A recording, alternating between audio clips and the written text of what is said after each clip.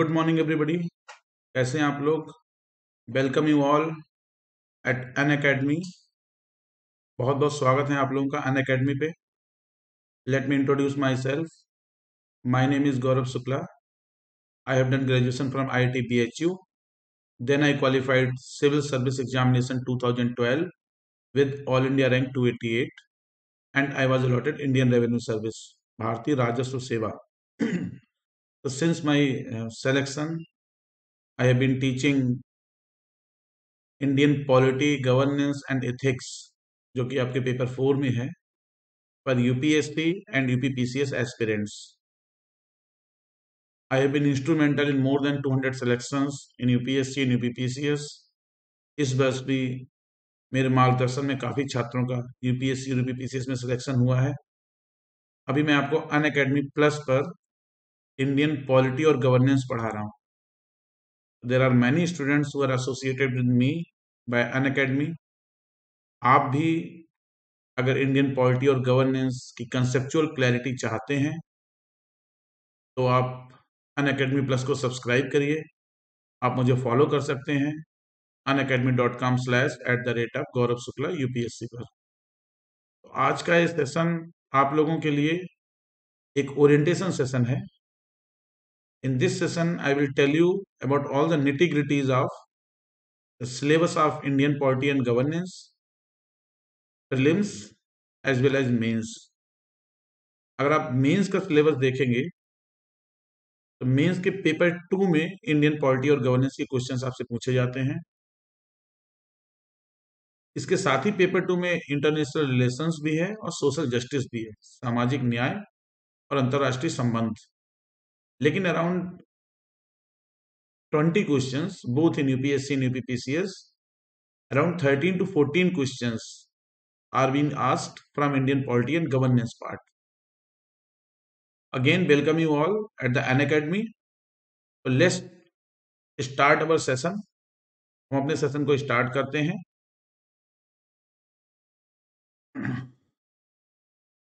तो देखो, अगर हम यूपीपीसीएस की प्रिपरेशन की बात करें, आइदर प्रीलिम्स और मेंस, तो जो सबसे ज्यादा स्कोरिंग पोर्शन है, जो मुझे लगता है, क्योंकि मैं यूपीएससी का स्टूडेंट भी रहा हूं, मैंने क्वालिफाई किया है खुद यूपीएससी, और मैं as a educator, as a faculty, as a mentor भी काफी समय से यूपीएससी से आपके साथ जुड़ा हुआ हूं. What I personally think that the questions of polity and governance can be tackled very easily with less efforts. However, you can do a lot of smart work.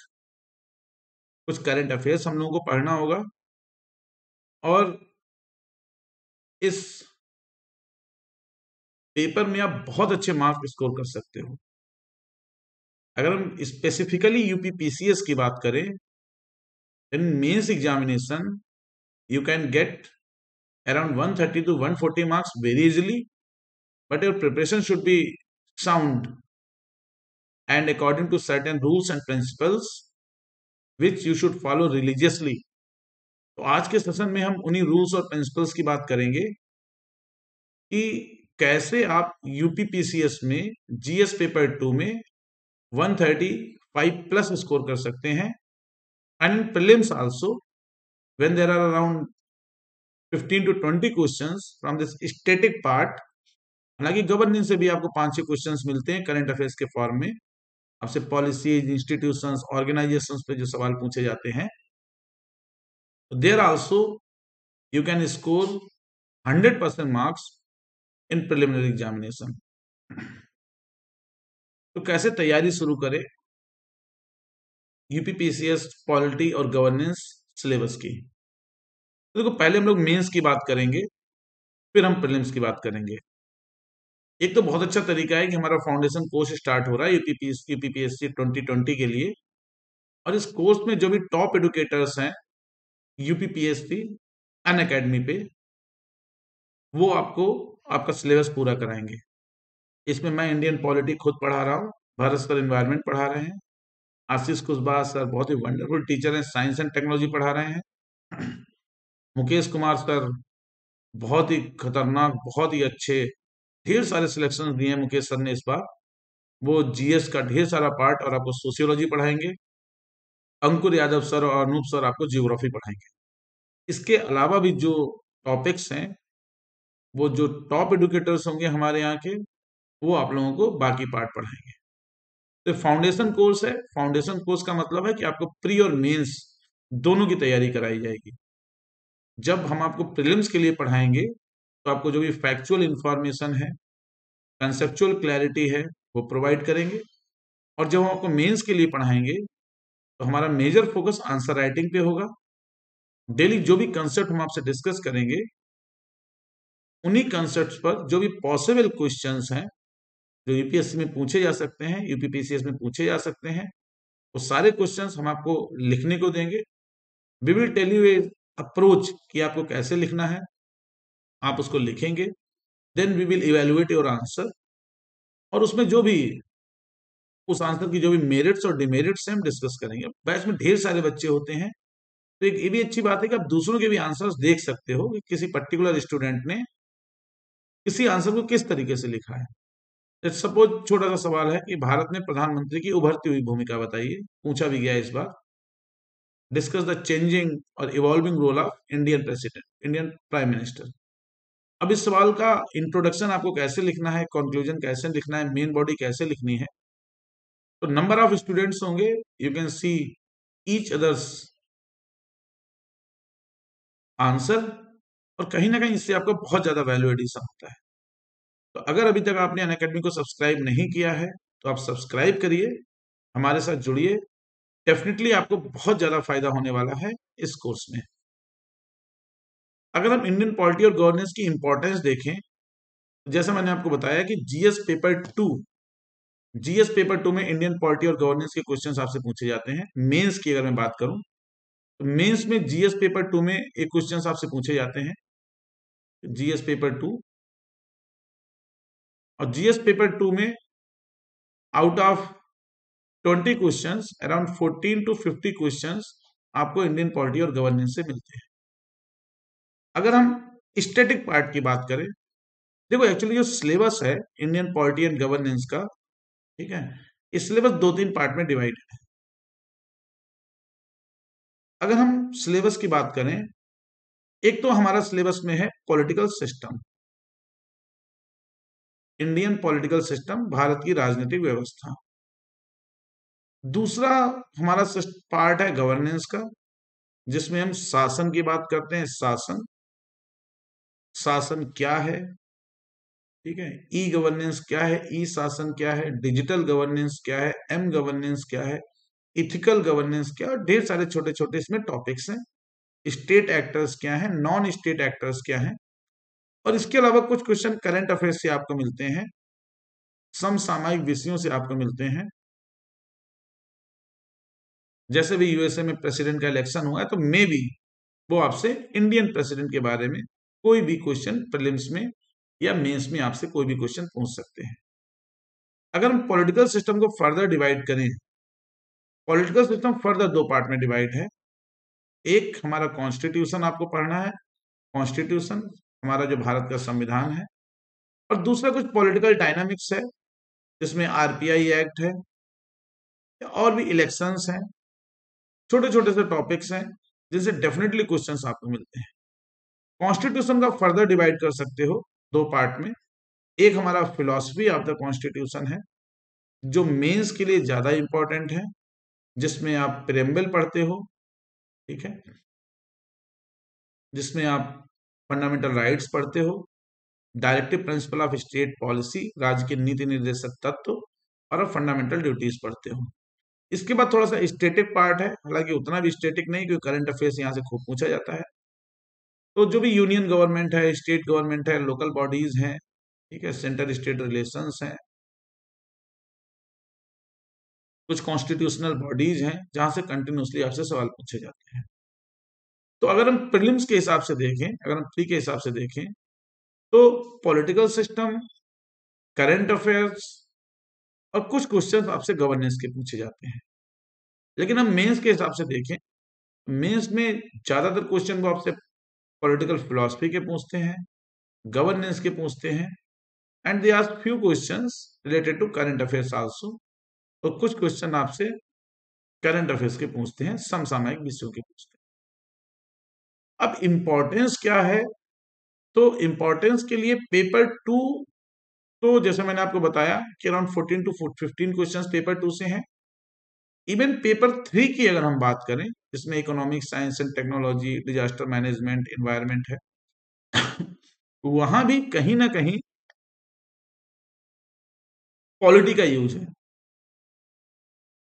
क्योंकि इकोनॉमिक्स में बजट से related जो भी articles हैं वो आप polity में ही पढ़ते हो, इकोनॉमिक्स में वो आर्टिकल नहीं पढ़ाए जाएंगे आप। लेकिन जब आप बजट का कोई क्वेश्चन सॉल्व करोगे, आइदर आप प्रीलिम्स और for mains examination, definitely you need the support of constitution also. जो भी रेगुलेशंस हैं पेपर थर्ड में जो आपसे पूछे जाते हैं, either by for disaster management और environmental legislations, they are also related with the legislative part of union government और स्टेट गवर्नमेंट। यहां भी आपको पॉलिटी का एक कंसेप्चुअल बैकग्राउंड चाहिए।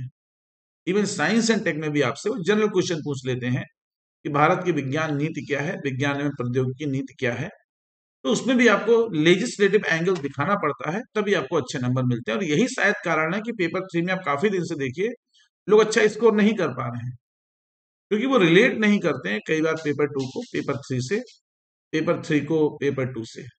Until you relate various parts of your syllabus in a constructive manner, it is very difficult for you to score high, to score above average. Otherwise, average marks आपको मिल जाएंगे, औसत number आपको मिल जाएंगे, but that is not beneficial at all, कि finally selection नहीं होगा। तो अगर आपको एवरेज मार्क्स मिल रहे हैं continuously, because there are various students who are writing means consistently, but they are getting only average marks. और इंटरव्यू का तो वैसे भी यूपीपीसीएस में रोल कम है, क्योंकि 100 मार्क्स का इंटरव्यू है, तो 50 टू 60, अगर अच्छा बच्चा है तो 60 टू 65 वो आप इजिली अचीव कर सकते हो विद प्रॉपर गाइडेंस, जो इंटरव्यू की गाइडेंस भी हम आपको कराएंगे। लेकिन that is not as difficult. Even जो सबसे इंपॉर्टेंट है दैट इज पेपर फोर। तो जो गवर्नेंस के ढेर सारे टॉपिक्स हैं, चाहे वो सिविल सर्विस वैल्यूज हो, चाहे वो सेल्फ हेल्प ग्रुप से जुड़ा हुआ टॉपिक हो, चाहे सिटीजन चार्टर से जुड़ा हुआ टॉपिक हो, ठीक है, चाहे इथिकल गवर्नेंस की बात हो, इन सारी चीजों को आप तभी अच्छे से समझ पाते हैं। पेपर फोर में भी दिक्कत यही है कि आप पढ़ लेते हो लेकिन आपको कंसेप्चुअल क्लैरिटी नहीं हो। तो वो चीजें भी आप तभी अच्छे से कर पाओगे जब आप, जो आपका गवर्नेंस वाला पार्ट है उसके फंडामेंटल्स स्ट्रांग होंगे। तो polity and governance is basically useful for paper two, but it is equally beneficial for paper third and paper fourth. तो पेपर थर्ड और पेपर फोर्थ के लिए इक्वली यूजफुल है। डेफिनेटली अगर आपके कंसेप्ट क्लियर है पॉलिटी एंड गवर्नेंस के, तो you can add 15 to 20 marks in both the papers, और वही मार्क्स आपका सिलेक्शन करवाते हैं। इसके अलावा अगर ऐसे की बात करें, ऐसे तो डेफिनेटली एक ऐसे तो डेफिनेटली ऐसा होता है जो आपको पॉलिटिकल इशू पे लिखना होता है। And when you are writing or describing any political issue, and until you take support of the articles of the constitution, relevant article of the constitution, वो ऐसे अधूरा सा लगता है। तो जब आप ऐसे लिखो किसी भी पॉलिटिकल इशू पे, किसी भी एडमिनिस्ट्रेटिव इशू पे, तो कहीं ना कहीं आपको कॉन्स्टिट्यूशन का के कंसेप्ट क्लियर होने चाहिए, उसके आर्टिकल्स आपको याद होने चाहिए। तो इस सब चीजों का हम ध्यान रखते हैं जब हम आपको इंडियन पॉलिटी एंड गवर्नेंस पढ़ाते हैं। इसके अलावा इन इंटरव्यू जनरली, क्योंकि जो इंटरव्यूअर होते हैं they are generally bureaucrats and they work in administration. तो जब आप प्रशासनिक व्यवस्था में काम करते हैं तो कंटिन्यूसली आप गवर्नेंस के टच में रहते हैं। तो यहां भी इंटरव्यू में भी आप देखिए most of the questions are generally asked from this governance part, कि मनरेगा चल रहा है तो मनरेगा में क्या क्या डेफिशिएंसीज हैं, क्या मेरिट है, और कौन से रिफॉर्म आप बता सकते हो। So I have proved this, and you should basically keep it in your mind that paper 2, that is GS Polity and Governance, is very important for your examination. बहुत ही important है आपके एग्जामिनेशन से, and I am living example of it. When I was preparing for UPSC, I had a good command over polity and governance, and that was the reason because I got very good marks in GS. Even I scored very high in interview also. और मुझसे ढेर सारे question polity और governance के पूछे गए थे. तो I am a live in example जो मैं आपको बता रहा हूं कि आप किस तरीके से इंडियन पॉलिटी और गवर्नेंस के क्वेश्चन सॉल्व कर सकते हो. ठीक है. अगर हम इंडियन पॉलिटी और गवर्नेंस की बात करें मेंस के लिए, तो the very important thing is, जो बहुत ही इंपॉर्टेंट चीज है वो है आंसर राइटिंग. जब तक आप आंसर राइटिंग नहीं करोगे, ठीक है, बच्चों के मेंस में कम मार्क्स आते हैं, उसका रीजन कहीं ना कहीं यही है कि वो आंसर्स लिखते नहीं हैं. तो जब भी आप प्रॉपर ड्यू फॉर्मेट में, ये नहीं कि सर हमने पढ़ लिया है हम लिख लेंगे, हमें कंसेप्ट, ये सारे बच्चे बोलेंगे सर हमें कंसेप्ट क्लियर हो गया है, बट जब तक आप प्रॉपर आंसर राइटिंग नहीं करोगे आपको अपनी गलतियां पता नहीं चलेंगी.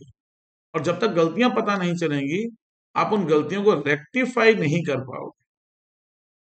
एक तो में गलतियां दूर करनी है, but it is also possible कि आपका आंसर फैक्चुअल सही हो, लेकिन उस आंसर को हमें रिफॉर्म करना है, उस आंसर को हमें रीस्ट्रक्चर करना है कि कैसे उस आंसर को हम और अच्छे तरीके से लिख सकते हैं. देखिए, आपको एक पेपर में 20 क्वेश्चन सॉल्व करने होते हैं, और अगर आप थोड़ी सी मेहनत कर लेंगे तो अगर आधा नंबर भी एक क्वेश्चन में बढ़ा लेंगे तो एक पेपर में आपके 10 नंबर बढ़ जाएंगे. And there are 4 papers of general studies, 40 marks, and then essay, then 2 optionals. तो आप सोचिए कि आधा नंबर एक क्वेश्चन में आपको टोटल 60 टू 70 मार्क्स का लीप दे देता है. तो देखने में बहुत आसान लगता है, जब टीचर कॉपी चेक करता है तो उसने 4 दे दिए, 4.5 दे दिए, बहुत फर्क नहीं है. लेकिन हाँ, मेहनत लगती है उस आधे नंबर को बढ़ाने, क्योंकि अब आप एवरेज से ऊपर होते हो, आपकी आंसर राइटिंग एवरेज से ऊपर होती है. तो जब हम इस कोर्स को करेंगे तो डेली हम आंसर राइटिंग करेंगे. Daily I will give you 2 और 3 क्वेश्चंस. ऑब्वियसली जो हमने पढ़ा है उसी पे आपको 2 या 3 क्वेश्चंस देंगे. वो क्वेश्चंस आपको डेली लिखने होंगे और आपको सबमिट करने होंगे. We have a very wonderful back team जो आपके क्वेश्चंस को कलेक्ट करेगी, हम तक पहुंचाएगी, हम उन क्वेश्चंस को चेक करेंगे, and then we will provide you a proper feedback. इस क्वेश्चन में आपके कितने मार्क्स आने चाहिए थे, आप क्या क्या इसमें रेक्टिफाई करना है, क्या क्या आप इसमें इस क्वेश्चन को कैसे रिस्ट्रक्चर कर सकते हैं, एंड जो भी कॉस्मेटिक सर्जरी करनी है उस क्वेश्चन की. ठीक है, बहुत बार होता है कि आप फैक्ट्स डाल देते हो लेकिन फैक्ट्स प्रॉपरली आपके सही जगह पे नहीं लिखे होते हैं. तो answer writing is very important for these examinations, क्योंकि ये डिस्क्रिप्टिव एग्जामिनेशंस हैं.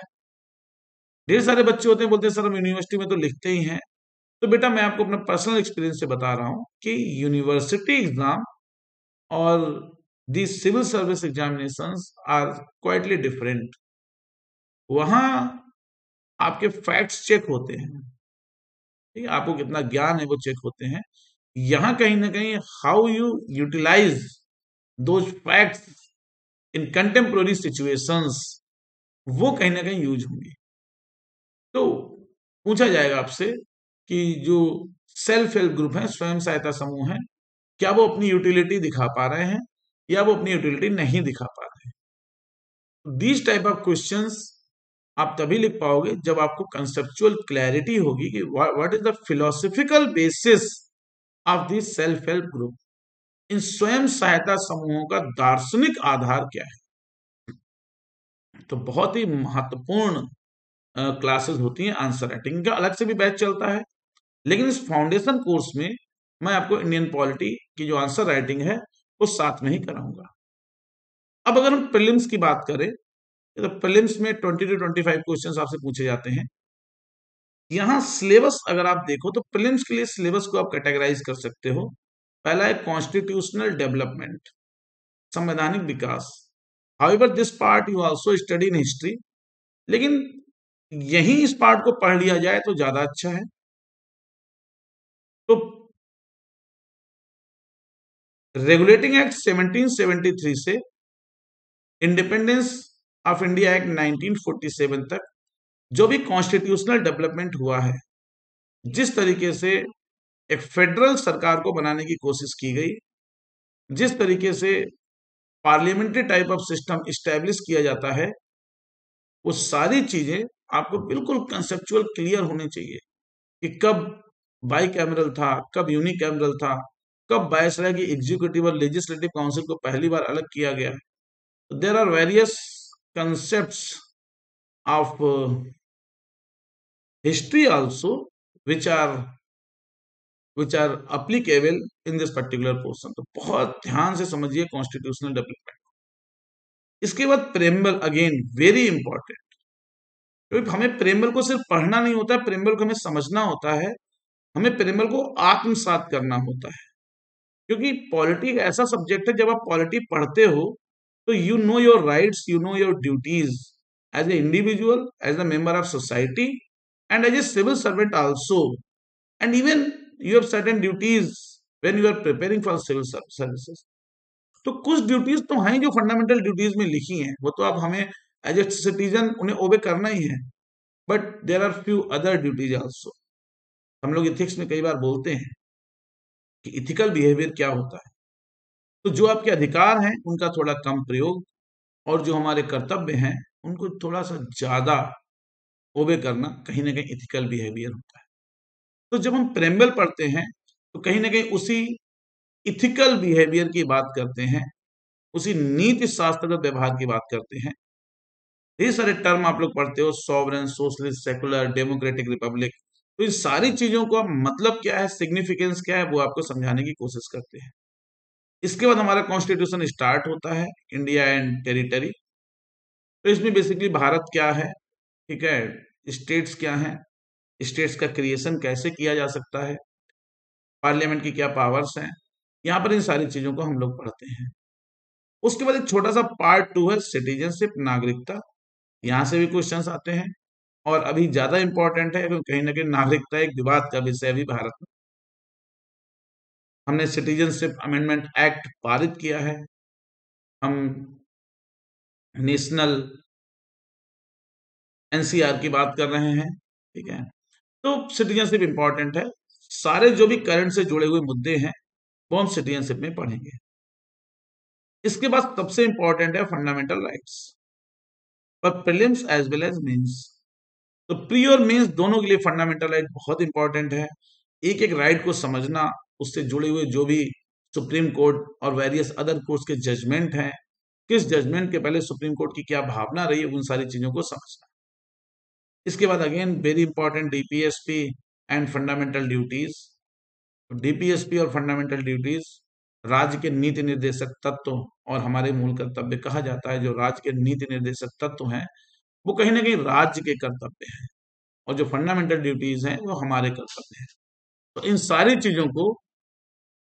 चीजों को हम पढ़ेंगे। इसके बाद स्टेटिक पार्ट है, यूनियन गवर्नमेंट है, स्टेट गवर्नमेंट है। यूनियन गवर्नमेंट में union legislature, union executive, state में स्टेट गवर्नमेंट, स्टेट एग्जीक्यूटिव, और उसके बाद जुडिशरी हमको पढ़ना है। इसके बाद अगर हम देखें तो हम लोकल गवर्नमेंट्स पढ़ते हैं, तो लोकल गवर्नमेंट्स कैसे इवॉल्व हुई, ठीक है, इनका कॉन्स्टिट्यूशनल स्टेटस क्या है, और जो करंट फेडरेशन है उसमें लोकल गवर्नमेंट किस तरीके से डेमोक्रेटिक डिसेंट्रलाइजेशन को प्रमोट कर रही हैं, किस तरीके से लोकतांत्रिक विकेंद्रीकरण को प्रमोट कर रही हैं, वो सारी चीजें हमें इस पार्ट में पढ़नी होती हैं। सेंटर स्टेट रिलेशंस, आजकल तो सेंटर स्टेट लोकल रिलेशंस हम लोग पढ़ते हैं। तो सेंटर स्टेट लोकल रिलेशंस का क्या मतलब है, ठीक है, ये सारी चीजें हैं। कुछ चैप्टर्स हैं जैसे इमरजेंसी है, ठीक है, फेडरलिज्म है, पार्लियामेंट्री टाइप ऑफ डेमोक्रेसी है। तो कुछ स्पेशल टॉपिक्स हैं जो हम लोग इस कोर्स में पढ़ते हैं। और उसके बाद कुछ कॉन्स्टिट्यूशनल और नॉन कॉन्स्टिट्यूशनल बॉडीज हैं। यहां से डेफिनेटली क्वेश्चन आपको, definitely you get a lot of question from this part. तो यहां से ढेर सारे क्वेश्चन आपको मिलते हैं, ठीक है। तो ये चीजें हैं जो आपको देखनी होती हैं, ठीक है। These are the things have to which you have to complete, ठीक है। तो जब आप इस तरीके की चीजें करते हैं तो आपको ये सारी चीजें पढ़नी पड़ती हैं। ठीक है बेटा, ठीक है।